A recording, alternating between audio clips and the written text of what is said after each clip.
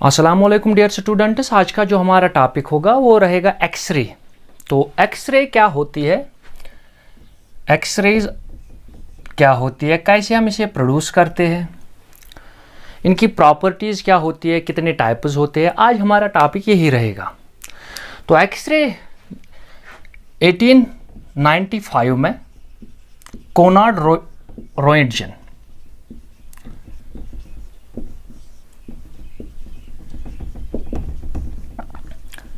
इसने इन्हें डिस्कवर किया था 1895 में। तो कैसे किया था इसने इनको, कोनार्ड रोएंटजन ने एक ट्यूब लिया था, एक्सरे ट्यूब, उसमें इसने पोटेंशियल डिफरेंस जनरेट की कैथोड और टारगेट के दरमियान। तो उसने देखा कि कुछ रेज वहाँ से हमें मिल रही है, तो उसने उन रेज का नाम दिया एक्स रेज।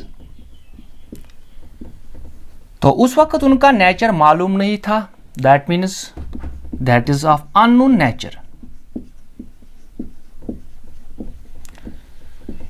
तो रोएंटजन को इनका नेचर उस वक्त मालूम नहीं था, जिस वजह से उसने इन्हें कहा था एक्स रेज। तो एक्स हियर मीन्स, यहाँ पे एक्स का मीन क्या है, अननोन।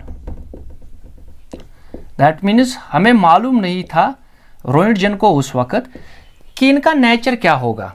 तो उसने देखा कि जब मैं पोटेंशियल डिफरेंस क्रिएट कर रहा हूँ एक टारगेट और कैथोड के बीच में, तो वहाँ से उसने इलेक्ट्रॉन्स को एक्सेलरेट किया, वो इलेक्ट्रॉन्स एक्सेलरेट करके टारगेट को हिट करने लगे, तो वहाँ से उसे कुछ रेडिएशंस मिली थी। उनका नेचर उस वक्त उसे मालूम नहीं था, तो उसने कहा था उन्हें एक्स रेज। तो x here means unknown. Now हम इसने प्रोडक्शन, हम इन्हें जनरेट कैसे कर सकते हैं, प्रोडक्शन। तो हम कोई सॉलिड टारगेट लेते हैं और उस सॉलिड टारगेट को बम्बार्डमेंट करते हैं, सॉलिड टारगेट। तो इस सॉलिड टारगेट को क्या करते हैं, बम्बार्डमेंट। किन से बम्बार्डमेंट करते हैं, bye fast moving electrons.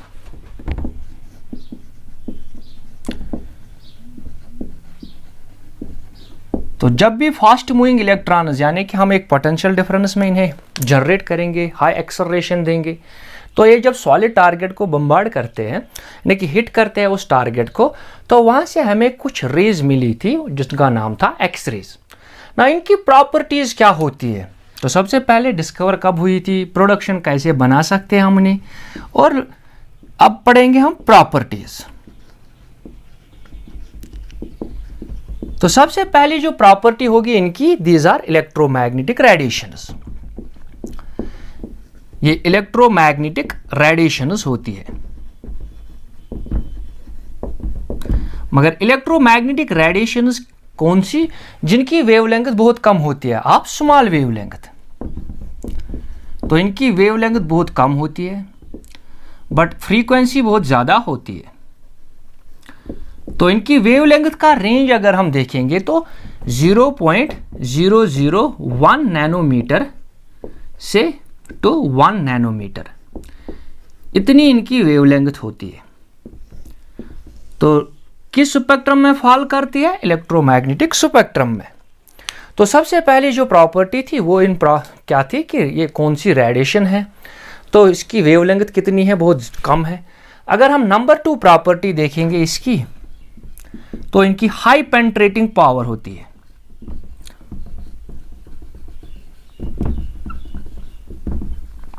High penetrating power, यानी कि जो ऑब्जेक्ट, मान लो हमारे पास कोई सॉलिड ऑब्जेक्ट है जो ओपेक होगा ऑर्डिनरी लाइट के लिए, मान लो हमारे पास यही बोर्ड है, तो जब ऑर्डिनरी लाइट आती है उसके लिए ओपेक बनता है, उसके पीछे साइड लाइट नहीं जाती है। तो बट जो एक्सरेज होती है इनमें हाई पेनिट्रेटिंग पावर होता है, ये इसके पार हो जाएंगी, यानी कि जो सॉलिड्स ओपेक होंगे किस लाइट के लिए, ऑर्डिनरी लाइट के लिए, वो एक्सरेज के लिए, मतलब एक्सरे उनमें से पास हो जाती है। तो नंबर 3 प्रॉपर्टी इनकी अब अगर हम देखेंगे, ये आयोनाइज करते हैं, यानी कि जिस गैस से जाएंगे, या अगर मान लो एटमॉस्फेयर से चली गई तो ये एटमॉस्फेयर को आयोनाइज करती है। They have high ionising power. Number 3 property इनकी हाई आयोनाइजिंग पावर।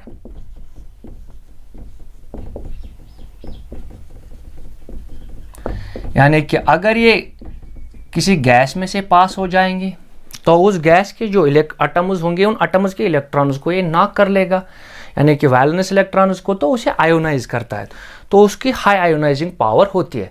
नंबर 4 अगर हम देखेंगे, इट हैज डिस्ट्रक्टिव इफेक्ट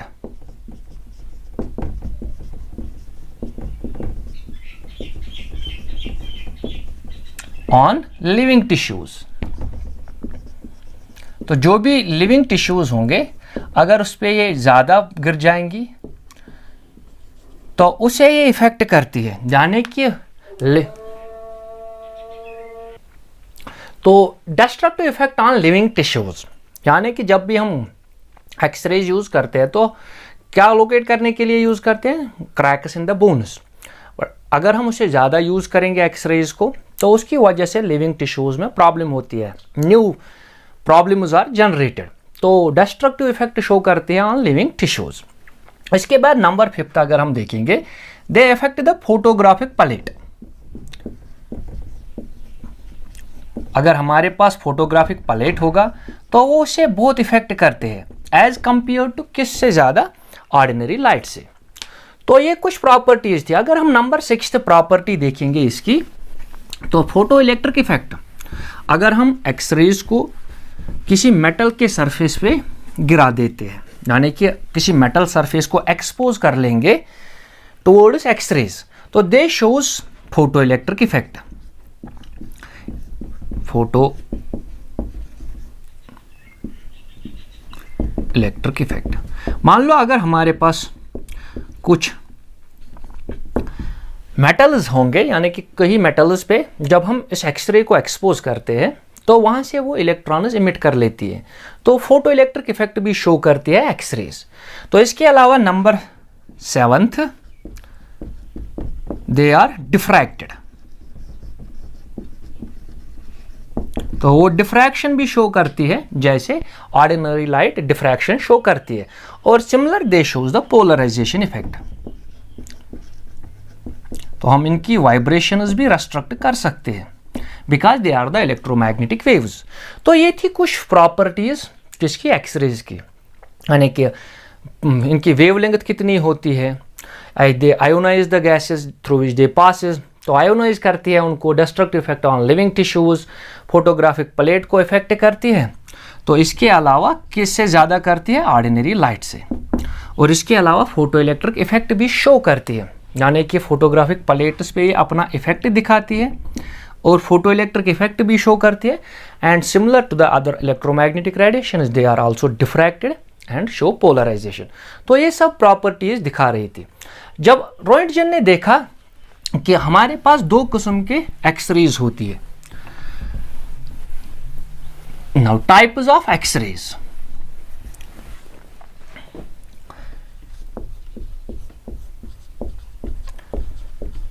तो एक्सरे की 2 टाइप्स होती है। नंबर 1, कंटिन्यूअस एक्सरेज,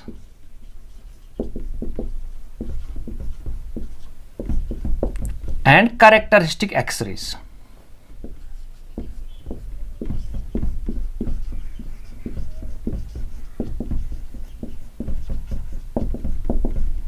तो जब 2 किस्म की एक्सरेज हुई तो स्पेक्ट्रम भी हमें 2 मिलेंगे, यानी कि X rays types of X rays are 2, continuous and characteristics. तो जब 2 एक्सरेज हमें मिली तो हमें 2 स्पेक्ट्रम भी मिलेंगे, 2 स्पेक्ट्रम्स। तो जो आज सबसे पहले हम पढ़ने जा रहे हैं अभी, it is continuous X ray spectrum. तो नंबर 1 हम पढ़ने जा रहे हैं कंटिन्यूअस एक्सरेज। तो कंटिन्यूअस एक्सरेज होती क्या है, इसमें सारे वेवलेंथ्स होते हैं, यानी कि इट कंटेन्स ऑल वेवलेंथ्स,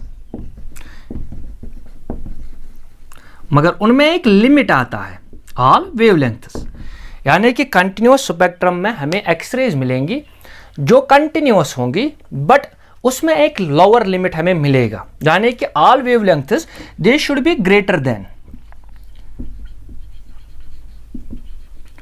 एक वेवलेंथ हमें मिलेगी लैम्बडा मिनिमम। तो इस lambda minimum it is the limit, यानी कि इससे बिलो जो वेव्स होंगी एक्सरे वो हमें नहीं दिखेंगी, यानी कि हम उन्हें प्रोड्यूस नहीं कर सकते। बट जो इससे इस मिनिमम वेवलेंथ से बड़ी वेव्स होंगी, यानी कि उनकी वेवलेंथ उससे बड़ी होगी, तो वो सारे हमें मिल जाएंगे। तो हमें एक स्पेक्ट्रम मिलेगा जिसे हम कहते हैं कंटिन्यूअस एक्सरे स्पेक्ट्रम। तो यहाँ पे हमें मिलेगा एक स्पेक्ट्रम। तो ध्यान रहे फिर से कि इसमें सारे वेवलेंथ्स आते हैं, बट ग्रेटर देन एक मिनिमम लिमिट हमें मिलेगा, यानी कि उससे जो भी बड़ी होंगी, यानी कि लैम्बडा मिनिमम भी एग्जिस्ट होगी या इससे बड़ी जो भी वेव्स होंगी वो सारे स्पेक्ट्रम में हमें मिलेंगी, बट इससे छोटी जो वेव्स होंगी वो हमें नहीं मिलेंगी इन एक्सरे कंटिन्यूअस एक्सरे स्पेक्ट्रम। तो इसकी खुसूसियत क्या है? इट डज नॉट, जो स्पेक्ट्रम है, it is independent on nature of target, on nature of target, यानी कि जब हम इलेक्ट्रॉन्स को एक्सेलरेट करेंगे टुवर्ड्स टारगेट पे की तौर, तो it is independent on nature of target. तो ये उस पर डिपेंड नहीं करेंगे। कौन सी? Continuous X rays. तो ये उस पर डिपेंड नहीं करते। अगर हम इन्हें एक ग्राफ प्लॉट कर लेंगे, यानी कि जो इंटेंसिटी होगी इन एक्सरेज की और उनकी वेवलेंथ, यानी कि अगर हम एक ग्राफ प्लॉट करेंगे, यहां से लेंगे हम वेवलेंथ लैम्बडा, तो यहां से लेंगे हम इंटेंसिटी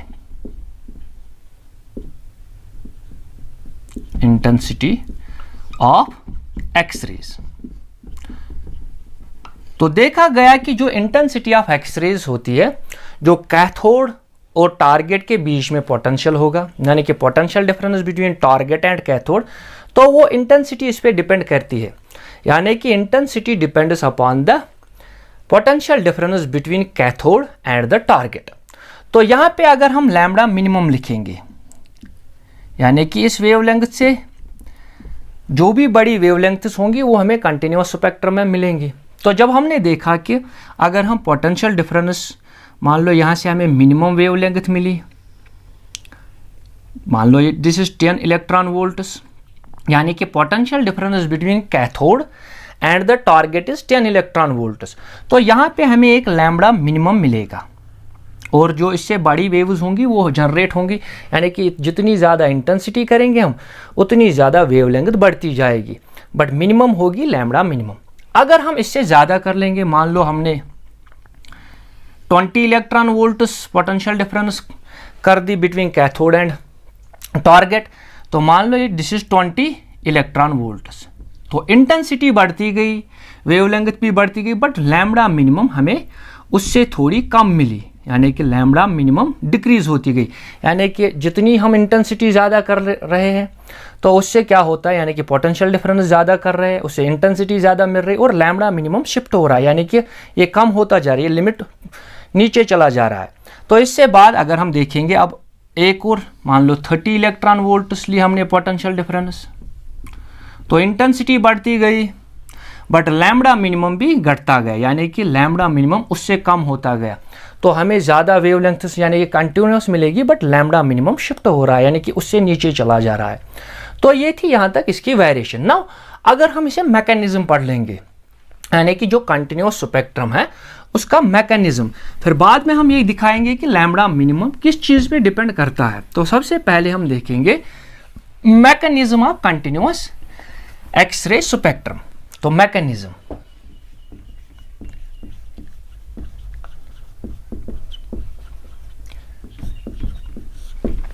हम एक टारगेट लेंगे, these are the orbitals in which electrons revolve,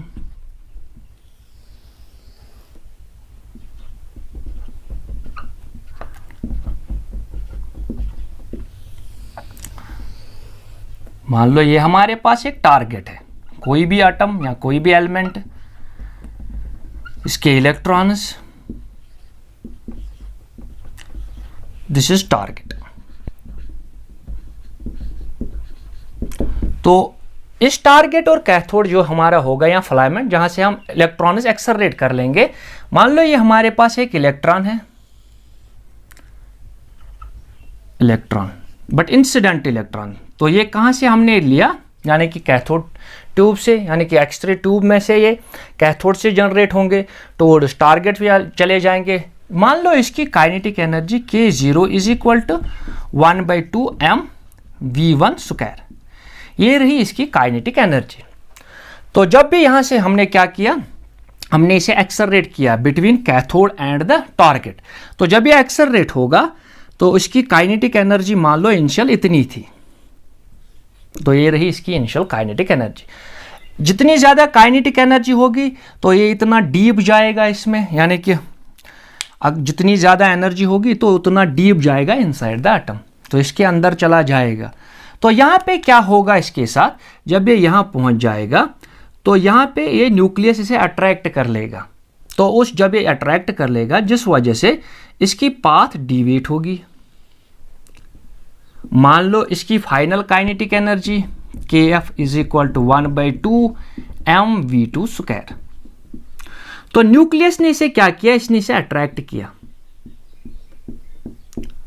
तो हमने क्या किया, हमने एक इलेक्ट्रॉन लिया था कैथोड से टुवर्ड्स टारगेट, जब उससे हमने प्रोजेक्ट कर लिया तो उसकी कुछ काइनेटिक एनर्जी थी। जितनी ज़्यादा काइनेटिक एनर्जी होगी तो उतना डीप वो किस में, एटम में चला जाएगा। तो यहाँ क्या होगा, जब ये न्यूक्लियस के करीब पहुंच जाएगा तो न्यूक्लियस इसे अपने अंदर यानी कि अट्रैक्ट फोर्स शो करेगा। तो उस अट्रैक्टिव फोर्स की वजह से क्या होगा, इसकी पाथ डिविएट होगी और ये मोशन जो यहाँ रहेगी इट इज डेक्सेलरेटेड मोशन। तो according to conservation of energy, तो ज़्यादा एनर्जी थी, जब बाद में एटम से निकल के आया तो इसकी एनर्जी कम हो गई। तो according to conservation of energy ये एनर्जी तो इस एनर्जी के बराबर होनी चाहिए। बट हुआ क्या, यहाँ पे न्यूक्लियस ने इसे अट्रैक्ट किया जिस वजह से इसकी पाथ डिविएट, तो सबसे पहले इसकी पाथ डिविएट हुई। तो इसकी जब पाथ डिविएट हुई तो ये डेक्सेलरेट हुआ, डेक्सेलरेटेड, तो इसकी डेक्सेलरेशन हुई। तो डेक्सेलरेटेड मोशन में क्या हुआ, इसने कुछ एनर्जी अपनी खो दी। तो जिस वजह से क्या हुआ, तो वो एनर्जी यानी कि जो इनिशियल और फाइनल एनर्जी जिसमें हमने देखा कि कम हो गई, तो ये इन द फॉर्म ऑफ फोटॉन्स निकलती है। तो जो एनर्जी यहां पे हमें जाया हुई इट इज एक्सरे फोटॉन्स, तो वो एनर्जी हमें मिली एक्सरे फोटॉन्स की शक्ल में। तो फिर से कह रहा हूं हमारे पास कि जब हमने इलेक्ट्रॉन को इंसिडेंट किया टुवर्ड्स टारगेट, तो जितनी ज़्यादा इसकी काइनेटिक एनर्जी होगी उतना डीप चला जाएगा।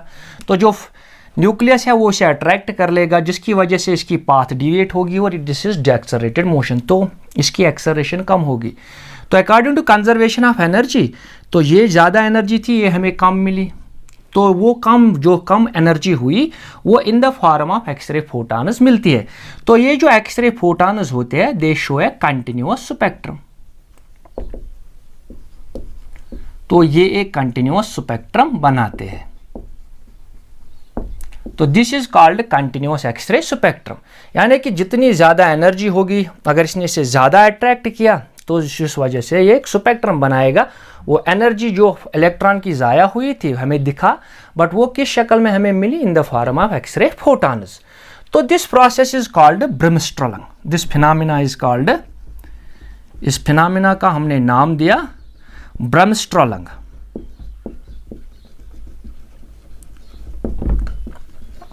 तो bremsstrahlung it is the process which means breaking down और स्लो डाउन। तो क्या हुआ कि जो इलेक्ट्रॉन मूव हो रहा था, यानी कि जिसकी जो एक्सेलरेट हो रहा था तो उसकी काइनेटिक एनर्जी थी, न्यूक्लियस ने क्या किया, उसे स्लो डाउन किया। कैसे स्लो डाउन किया, due to its attractive force, तो न्यूक्लियस ने इसे खींच लिया अपनी ओर, तो जिस वजह से इसकी वेलोसिटी कम हो गई। वेलोसिटी कम होने की वजह से इसकी वेलोसिटी का फाइनल काइनेटिक एनर्जी कम हो गई, तो ये स्लो डाउन हुआ। क्या हुआ, यानी कि जो इलेक्ट्रॉन था, जो इंसिडेंट इलेक्ट्रॉन था वो स्लो डाउन हुआ due to the static nucleus of target. तो this phenomena is called bremsstrahlung. Now अब हम क्या देखेंगे कि जो ये मिनिमम वेवलेंथ होती थी, जो मैं यहाँ अभी दिखा रहा था मिनिमम वेवलेंथ, तो इस मिनिमम वेवलेंथ ये किन चीज़ों पे डिपेंड करती है, तो अब हम ये देखेंगे मिनिमम वेवलेंथ। तो हमारे पास जो इलेक्ट्रॉन था तो उसकी initial kinetic energy of electron, यानी कि initial kinetic energy of electron तो कितनी थी, K0 is equal to 1/2 mv1 square. तो जो फाइनल काइनेटिक एनर्जी थी जब ये टारगेट से होके आया, तो जो final kinetic energy of electron थी, final kinetic energy of electron, it is K final is equal to 1/2 mv2 square. But जो फाइनल काइनेटिक एनर्जी है वो इनिशियल काइनेटिक एनर्जी से कम है, तो वो किस शक्ल में हमें मिली? In the form of x ray photons. तो उनकी एनर्जी कितनी होगी? दैट इज एच न्यू, यानी कि Planck's constant time is the frequency of X rays. वो किसके बराबर होगी? 1/2 mv1 square minus 1/2 mv2 square. तो ये हमें मिली इक्वेशन, यानी कि फ्रीक्वेंसी कितनी होगी किसकी? एक्सरे फोटॉन की। तो अगर फाइनल काइनेटिक एनर्जी ये कम है, तो ये हमें जो वैल्यूज होगा, this maximum value minus minimum value is maximum, तो जितनी कम काइनेटिक एनर्जी होगी फाइनल इलेक्ट्रॉन की, उतनी ज़्यादा एक्सरे फोटॉन की फ्रीक्वेंसी होगी। तो सबसे ज़्यादा कब होगी? कि मान लो अगर if 1/2 mv2 square is equal to 0, यानी कि final kinetic energy of electron is 0, तो सबसे ज़्यादा वैल्यू मिलेगा, तो सबसे ज़्यादा फ्रीक्वेंसी मिलेगी एक्सरे फोटॉन की। ये कब होगा? यानी कि हमने कहा कि जो इंसिडेंट इलेक्ट्रॉन था न्यूक्लियस में सडनली स्टॉप हुआ, यानी कि न्यूक्लियस के करीब जब पहुंचे तो अट्रैक्टिव फोर्स इतना था, इसकी फाइनल काइनेटिक एनर्जी 0 हुई। That is if it stops suddenly, if electron stops suddenly, अचानक से ये रुक गया न्यूक्लियस के करीब, तो इसकी फाइनल काइनेटिक एनर्जी कितनी मिलेगी? 0। तो उस वक्त जो एक्सरे फोटॉन की फ्रीक्वेंसी होगी वो सबसे ज्यादा होगी। तो हमें क्या मिलेगा इस इक्वेशन से? एच न्यू मैक्सिमम, सबसे ज्यादा फ्रीक्वेंसी कब होगी?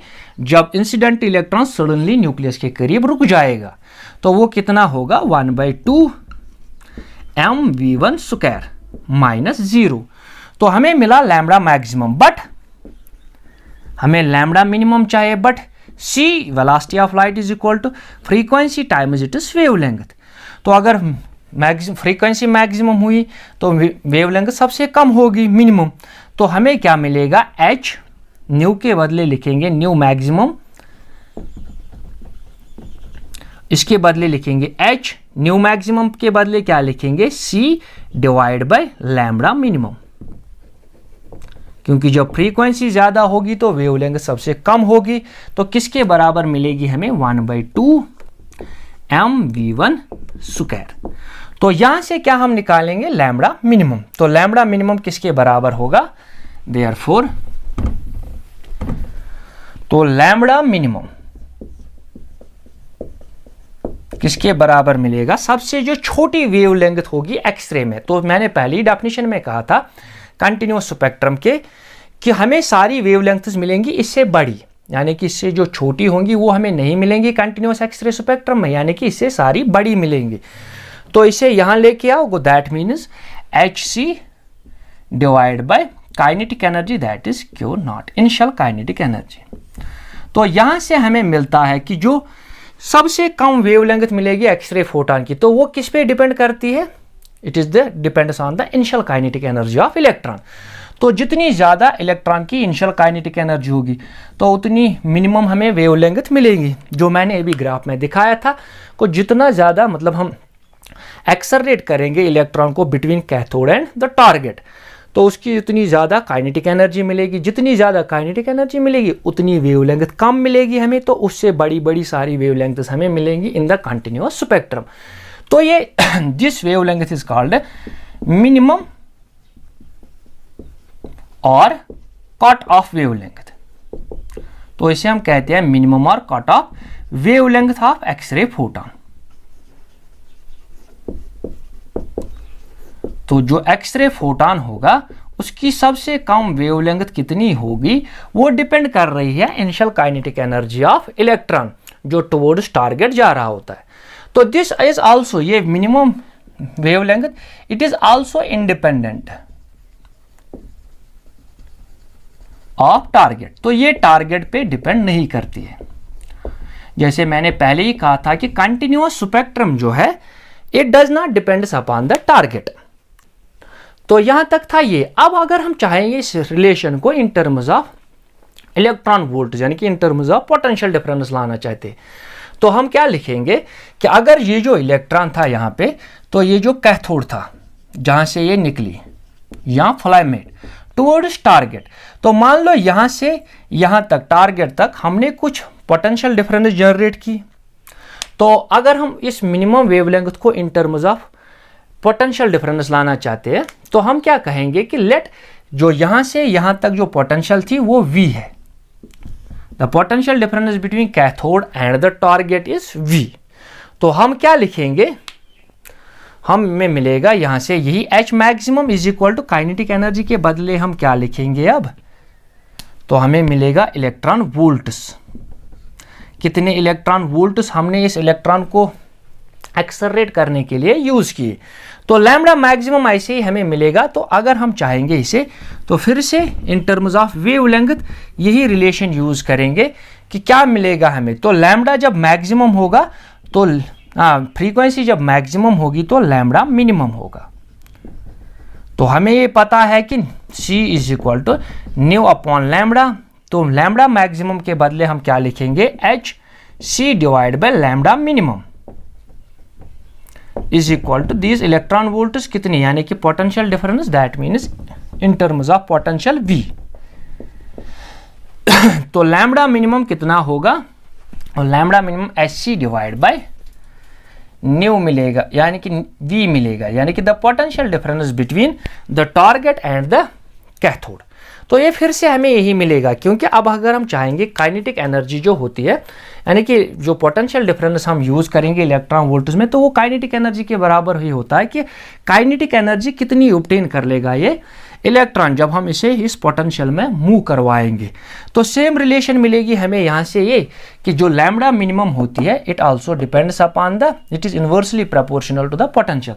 तो जितनी ज़्यादा पोटेंशियल हम यूज़ कर लेंगे तो उतनी कम मिनिमम वेवलेंथ मिलेगी, जो पहले भी कहा था, यानी कि the intensity is varies with the potential. तो इंटेंसिटी वेरी हो रही है किसके साथ, पोटेंशियल के साथ। तो जितना ज़्यादा पोटेंशियल होगा उतनी हमें मिनिमम वेवलेंथ मिलेगी एक्सरे फोटॉन की, तो उतनी ज़्यादा उसकी फ्रीक्वेंसी होगी।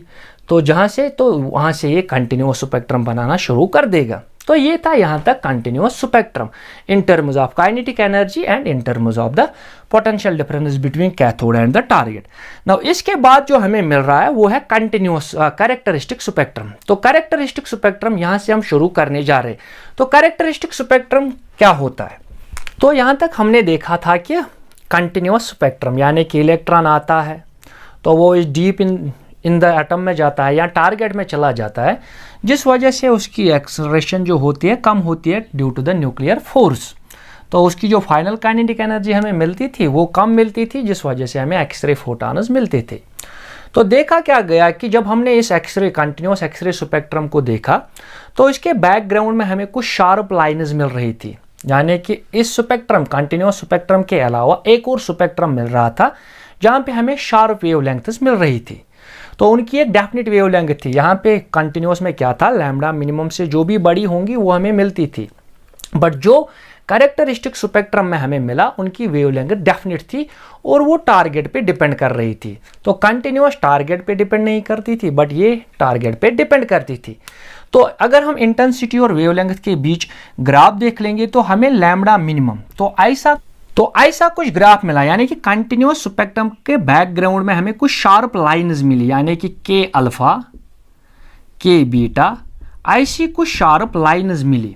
तो मिनिमम वेवलेंथ जो थी उससे ऊपर जो हमें मिल रहा था कंटिन्यूअस स्पेक्ट्रम, उसमें हमने कुछ शार्प लाइन्स देख ली। तो ये के अल्फा और के बीटा जो है दीज आर शार्प लाइन्स। तो कहाँ मिली हमें, बैकग्राउंड में। कंटिन्यूअस स्पेक्ट्रम जो हम पढ़ रहे थे उसके बैकग्राउंड में हमें कुछ शार्प लाइन्स मिली। तो कंटिन्यूअस स्पेक्ट्रम की वेवलेंथ कंटिन्यूअसली लैम्डा मिनिमम से ऊपर थी, बट जब हमने इनकी वेवलेंथ देखी, यानी कि के अल्फा, के बीटा, जैसे हम आगे एक्सप्लेन करेंगे के अल्फा, के बीटा, तो इनकी जो वेवलेंथ थी वो वेवलेंथ फिक्स्ड थी। और जो ये वेव्स थी, यानी कि जो ये एक्सरेज थी, ये डिपेंड कर रही थी टारगेट पे, यानी कि ये जो रेडिएशंस है डिपेंड करती है टारगेट पे कि हमने टारगेट कौन सा लिया था। तो जो कंटिन्यूअस थी उनमें कंटिन्यूअस वेवलेंथ्स मिल रही थी, बट उसके बैकग्राउंड में हमें कुछ शार्प लाइन्स मिली। उन शार्प लाइन्स को हम कहते हैं कैरेक्टरिस्टिक एक्सरेज। तो वो भी थी बहुत सारी, तो एक्सरे स्पेक्ट्रम बना लिया उन्होंने।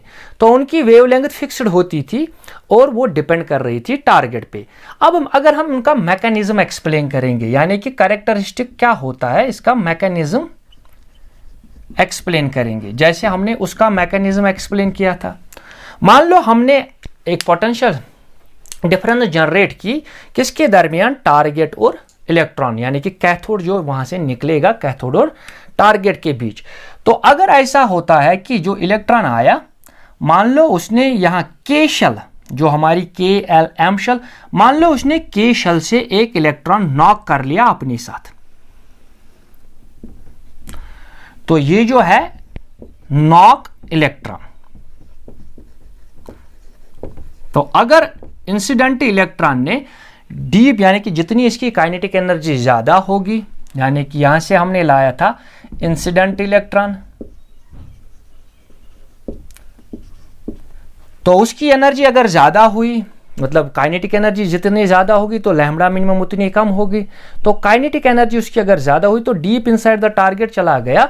मान लो उसने के शेल से एक इलेक्ट्रॉन को बाहर निकाला, तो अब के शेल में क्या हुआ, यानी कि नॉक इलेक्ट्रॉन फ्रॉम के शेल, तो इसने के शेल से एक इलेक्ट्रॉन निकाल दिया। तो अब वहां क्या हुआ, जनरेट एक होल, यानी कि वैकेंसी क्रिएट हुई। तो अगर इस इलेक्ट्रॉन ने, इंसिडेंट इलेक्ट्रॉन ने किसी भी शेल से, अभी हम कह रहे हैं कि शेल से इसने इलेक्ट्रॉन को नॉक किया, तो वहां एक डिफिशिएंसी यानी कि वैकेंसी क्रिएट हुई, यानी कि वहां एक होल क्रिएट हुआ। तो जो इलेक्ट्रॉन अगर के शेल से आया, अगर ये के शेल का इलेक्ट्रॉन इस वैकेंसी को फिल करने के लिए आ गया, तो जब ये वापस आता है, यानी कि एल शेल का इलेक्ट्रॉन के शेल में चला गया, तो during it is transition it emits the radiations. तो जब ये एल शेल से के शेल में चला जाएगा, क्योंकि इंसिडेंट इलेक्ट्रॉन ने के शेल से इलेक्ट्रॉन को रिमूव किया था, वहां पे एक वैकेंसी क्रिएट की थी, होल क्रिएट किया था। जब ये के शेल का इलेक्ट्रॉन आ गया, तो ये जो एक्सरेज दियो जो वहां से रेडिएशन देगा, तो यही शार्प लाइन्स हमें मिली in the background of the continuous spectrum. तो कंटिन्यूअस में क्या था कि न्यूक्लियर फोर्स था, बट यहां पे इलेक्ट्रॉन ने एक इलेक्ट्रॉन को रिमूव ही कर दिया, तो जिस वजह से बैकग्राउंड में हमें कुछ शार्प लाइन्स मिली। तो इसने डिपेंड किया टारगेट पे, और इनकी जो वेवलेंथ थी वो एक फिक्स्ड वेवलेंथ थी। अब मान लो अगर इस यहां से एल शेल के इलेक्ट्रॉन ने के शेल के इलेक्ट्रॉन को फिल किया, तो एम का इलेक्ट्रॉन भी आ सकता है। मान लो अगर एम का इलेक्ट्रॉन आ गया, उसने फिल किया के शेल को, तो जब वो यहां से आ रहा होता है, तो ड्यूरिंग इट इज ट्रांजिशन वो भी अपनी एक वेवलेंथ देगा, तो उसे एन शेल का भी हो सकता है जो इसे फिल कर लेगा। तो जब हमने इन रेडिएशंस को देखा, तो इन रेडिएशंस की जो फ्रीक्वेंसी थी या वेवलेंथ, वो किस से मिल रही थी, एक्सरे से, बट ये अलग थी किससे, कंटिन्यूअस स्पेक्ट्रम से, क्योंकि कंटिन्यूअस में हमें तो मिल रहा था कंटिन्यूअस वेवलेंथ, बट इनकी एक फिक्स्ड वेवलेंथ थी, जो मैंने पहले ही कहा था कि इनकी एक फिक्स्ड वेवलेंथ होगी और ये टारगेट पे डिपेंड करती है। तो अगर ऐसा हुआ, मान लो अगर हमारे पास ऐसा है, ये थी K shell, this is L, this is M, this is N and this is dash dash up to O shell. तो अगर इलेक्ट्रॉन के शेल से निकला था, एम शेल ने उससे, यानी कि के शेल से निकला था, एल शेल वाला इलेक्ट्रॉन, यानी कि जो एल शेल में इलेक्ट्रॉन होगा, उसने फिल किया किसे, के शेल इलेक्ट्रॉन, तो इसे हम कहते हैं के अल्फा। तो अगर एम शेल ने किया, उसे कहते हैं के बीटा, अगर एन ने किया उसे कहते हैं के गामा। तो अगर ऐसा हुआ, मान लो अगर ऐसा होगा कि अगर एल शेल, के शेल का नहीं, एल शेल का इलेक्ट्रॉन नॉक हुआ है, तो उसे कौन फिल करेगा, अगर एल शेल वाली इलेक्ट्रॉन को एम शेल वाली इलेक्ट्रॉन ने फिल किया, तो उसे कहते हैं एल अल्फा। अगर उसे एम ने किया तो उसे कहेंगे एल बीटा, अगर ओ वाली शेल ने किया तो उसे कहेंगे हम एल गामा। तो के अल्फा, के बीटा, के gamma, L alpha, L beta, L gamma. तो ऐसे ही ये कंटिन्यूस कैरेक्टरिस्टिक स्पेक्ट्रम हमें मिला। तो मैकेनिज्म क्या था? मैकेनिज्म ये था कि इलेक्ट्रॉन अब नॉक हुआ है, तो उसे कोई भी इलेक्ट्रॉन जो भी आउटर शेल्स में होगा वो उसे फिल करेगा। जब हमने देखा कि वो जब उसे फिल कर रहा उस होल को, तो वो कुछ रेडिएशंस हमें दे रहा था। तो वो रेडिएशंस किस स्पेक्ट्रम में आती थी? यानी कि इलेक्ट्रोमैग्नेटिक रेडिएशन स्पेक्ट्रम में ही आती थी, बट मिल रही थी एक्सरे से, बट वो अलग थी किससे? कंटिन्यूअस से। तो हमें मिला एक और स्पेक्ट्रम जिसे हम कहते हैं कैरेक्टरिस्टिक एक्सरे स्पेक्ट्रम। तो अब क्या कहा हमने कि अगर के शेल का इलेक्ट्रॉन रिमूव हुआ था, यानी कि होल उसमें क्रिएट हुआ था, उसे एल बी फिल कर सकता है, एम बी और एन बी। तो अगर ऐसा हुआ तो के अल्फा, के बीटा और के गामा। अगर एल शेल का इलेक्ट्रॉन रिमूव हुआ है तो उसे कौन फिल करेगा? एम, एन और ओ, यानी कि कोई भी शेल से इलेक्ट्रॉन आ सकता है, तो उसे हम कहते हैं L alpha, L beta and L gamma. तो ये जो रेडिएशंस होती थी इनकी वेवलेंथ फिक्स्ड होती थी और ये टारगेट पे डिपेंड करती थी। तो ऐसे ना अगर हम देखेंगे तो एनर्जी किन की ज्यादा होगी? यानी कि के अल्फा, जो के अल्फा, के बीटा, के बीटा, के गामा, तो इनकी जो एनर्जी होगी वो ज्यादा होगी एल अल्फा, एल बीटा और एल गामा से। तो यानी कि जो एनर्जी होगी इनकी वो उनसे ज्यादा होगी। यानी कि इन लेवल्स, यानी कि ये जो स्पेक्ट्रम बनाएंगे लाइन स्पेक्ट्रम, कैरेक्टरिस्टिक एक्सरे यानी कि स्पेक्ट्रम बनाएंगे, तो इनकी के वालों की एनर्जी ज्यादा होगी क्योंकि एनर्जी डिफरेंस उतनी ज्यादा मिल रही है। तो यहाँ पे इतनी एनर्जी डिफरेंस ज्यादा नहीं मिल रही है बिटवीन द ऑर्बिट्स या शेल्स, तो इस वजह से यहाँ से ये ज्यादा होगा। तो अगर हम इनकी फ्रीक्वेंसी देखेंगे यानी कि वेवलेंथ देखेंगे के अल्फा की, तो वेवलेंथ कितनी होगी? अगर हम इनकी वेवलेंथ्स को जानना चाहेंगे तो वेवलेंथ जो होगी लैम्डा ऑफ अल्फा, मान लो किसकी? के अल्फा की, तो वो होगी जैसे हमने देखा H C divide by energy जो किसकी होगी? ई एल फाइनल इनिशियल जहां से आया माइनस ई के, तो इतनी एनर्जी होगी के अल्फा की, यानी कि लैम्डा ऑफ के अल्फा।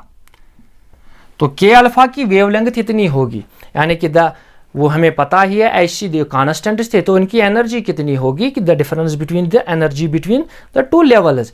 तो ऐसे ही अगर हम देखेंगे लैम्डा ऑफ के बीटा, तो इसकी देख लेंगे हम, तो वो किसके बराबर होगी? H C divide by final energy, that means E M minus किस स्टेट में चला गया? ई के स्टेट में चला गया। तो इनकी वेवलेंथ इतनी होगी। नाउ जब हम ये यहां तक कंटिन्यूअस स्पेक्ट्रम एक्सप्लेन कर रहे थे तो हमें मिल रही है दो किस्म की, यानी कि एक तो होता है सॉफ्ट एक्सरेज और दूसरा होता है हार्ड एक्सरेज। तो सॉफ्ट एक्सरेज और हार्ड एक्सरेज क्या होते हैं? पहले हम देख लेंगे हार्ड एक्सरेज। तो हार्ड एक्सरेज वो एक्सरेज होती है जिनकी लो वेवलेंथ होती है,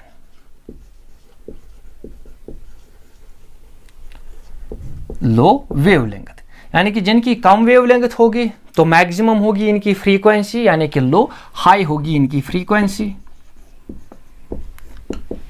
तो इन्हें हम कैसे जनरेट कर सकते हैं? हमने देखा कि लैम्बडा मिनिमम जो होता है it depends on H C divide by kinetic energy of the initial electron, जो इलेक्ट्रॉन हमने इंसिडेंट किया। या हमें यह भी पता है कि लैम्बडा मिनिमम जो है it is H C divide by potential difference between cathode and the target. तो जितना ज्यादा, मतलब जितना ज्यादा पोटेंशियल डिफरेंस या जितनी ज्यादा काइनेटिक एनर्जी होगी इनिशियल इलेक्ट्रॉन की, या जितना ज्यादा पोटेंशियल डिफरेंस होगा कैथोड और एक्सरे ट्यूब के दरमियान बिटवीन कैथोड एंड टारगेट की, तो जितनी ये ज्यादा होगी उतनी लैम्बडा मिनिमम कम होगी, तो इनकी लो वेवलेंथ होगी। तो हार्ड एक्सरेज होती है जिनकी लो वेवलेंथ होगी, हाई फ्रीक्वेंसी होगी। तो जनरेट कैसे करते हैं? Due to high potential difference. तो हाई पोटेंशियल डिफरेंस जो होगा उससे हम इसे जनरेट कर सकते हैं। तो जितना ज्यादा पोटेंशियल डिफरेंस ज्यादा होगा उतनी कम वेवलेंथ मिलेगी, उतनी हार्ड एक्सरेज हमें मिलेंगी। नाउ ऐसे ही हमें मिलेंगी सॉफ्ट एक्सरेज। तो सॉफ्ट एक्सरेज उनका उल्टा होगा, सॉफ्ट एक्सरेज।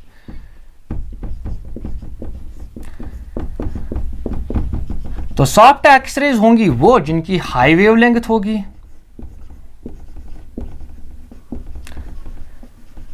या हम ऐसा भी कह सकते हैं, और लो जिनकी फ्रीक्वेंसी होगी। तो उनमें क्या होगा, जनरेट कैसे कर सकते हैं हम, तो जितना ये कम होगा उतनी ये ज़्यादा होगी, तो हाई वेवलेंथ मिलेगी, यानी कि लो पोटेंशियल डिफरेंस से हम इसे जनरेट कर सकते हैं। तो ये पोटेंशियल डिफरेंस किन के दरमियान हमें जनरेट करनी है, कैथोड एंड टारगेट की। तो अगर हमने पोटेंशियल डिफरेंस लो की, यानी कि बहुत कम पोटेंशियल डिफरेंस यूज़ की, तो जो भी इलेक्ट्रॉन निकलेंगे उनकी काइनेटिक एनर्जी कम होगी, तो हमें हाई वेवलेंथ्स वाले फोटॉन्स मिलेंगे, तो उन्हें हम कहेंगे सॉफ्ट एक्सरे फोटॉन्स। तो जो ये कैरेक्टरिस्टिक स्पेक्ट्रम था यही यूज़ किया था, क्योंकि मैंने पहले ही कहा था कि ये it depends upon the target, क्योंकि ये शार्प लाइन्स मिलेंगी हमें, डेफिनेट वेवलेंथ होगी उनकी, और टारगेट पे डिपेंड करती है। तो मोज़ले ने इसी को यूज़ किया, यानी कि इसी कैरेक्टरिस्टिक एक्सरे स्पेक्ट्रम को यूज़ किया। उसने देखा कि जो भी एलिमेंट्स है उनकी एक पीरियाडिक फंक्शन है, इट इज़ एटॉमिक नंबर। तो जो हमारा मॉडर्न पीरियाडिक टेबल है it is based on Bohr's and Moseley's law. तो मोज़लेज लॉ यहाँ से हमें मिलता है कि कैरेक्टरिस्टिक एक्सरे स्पेक्ट्रम से, यानी कि जब हमने हर एक एलिमेंट को लिया उसका कैरेक्टरिस्टिक स्पेक्ट्रम देखा, तो हमने देखा कि उसकी जो फ्रीक्वेंसी है it depends upon the atomic number. तो यहाँ से ये जो कैरेक्टरिस्टिक एक्सरे स्पेक्ट्रम था, यहाँ से हमें बुनियाद मिली कि जो मॉडर्न पीरियाडिक टेबल का अरेंजमेंट है वो हमें यही से मिला था, क्योंकि मोज़ले ने देखा था कि जो कैरेक्टरिस्टिक एक्सरे स्पेक्ट्रम है it depends upon the atomic number, यानी कि ये एटॉमिक नंबर पे डिपेंड करता है, क्योंकि हमें पहले ही कहा था it depends upon the target. तो यहाँ तक थे हमारे कंटिन्यूस और कैरेक्टरिस्टिक एक्सरे स्पेक्ट्रम। यहाँ पे आज ये ख़त्म हो रहा है। तो उम्मीद है कि आप लोगों को अच्छे से समझ आएगा। अगर किसी को भी कहीं पे डाउट होगा तो कमेंट में हमें कह देना।